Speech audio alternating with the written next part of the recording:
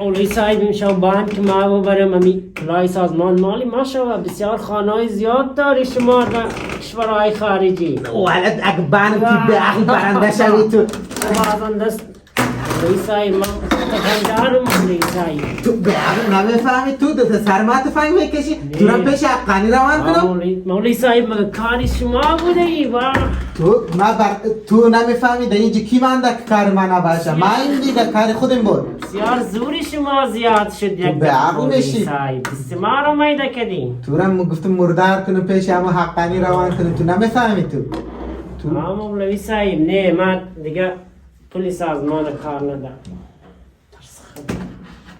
دهنت او بکش پول سازمان گفتی پول ما هسته مولوی صاحب شما زورتان زیاد است کش زور شما زیاد است مولوی صاحب شما قانونی مملکت است تو خیلی به عقل تو اشارت نمیشی تو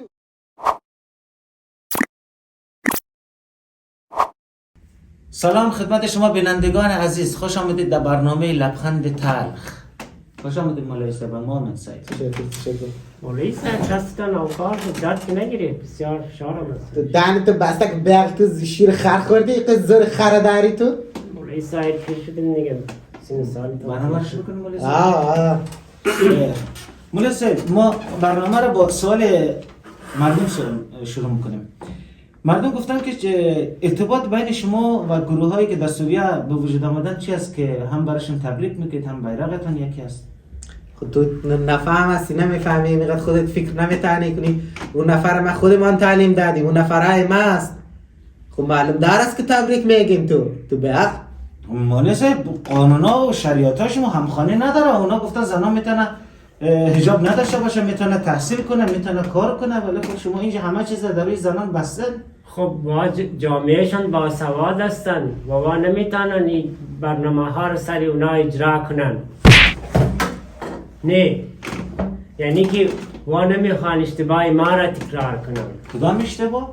اشتباهی که قبل از اینکه کشورهای دیگه ما رو به رسمیت بشناسن ما شریعت خود در افغانستان سری بانوان پیاده کردیم اجرا کردیم.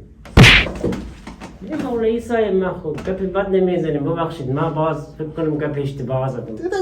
دهن خود بسته کتید گپ نزد تو ما تا بیایم سیاست دستی یاد بیدم ریش ما رقم دندانای ما سفید میشه. مولوی صاحب شما دندانایتان کلش زرد است رقم لباستان نواریست تو به اخی دهن تو بسته که مردارت میکنم تو مولوی صاحب کلش دست قبول دارین بالای زنان افغانستان شما ظلم کردین؟ نه ما گپ اشتباه زدم ما هیچ ظلم نکردیم از ما آدمای خوب جای دنیا پیدا نمیشه.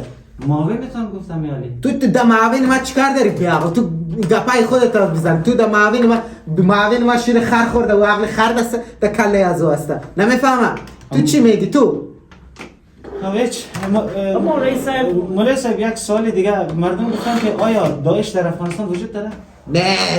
نه ما زور دست ما هسته کو گوجه چرا دیده نمیشه پس حقانی رو کی ترور کرد؟ ما پس قبول دارین؟ نه مولوی صاحب یه آدم بسیار بیعقل شده یا ربان ما مرده دیگه کامرا رو گل کن تو کامرا رو گل کن تو استاد چو کامرا رو گل کن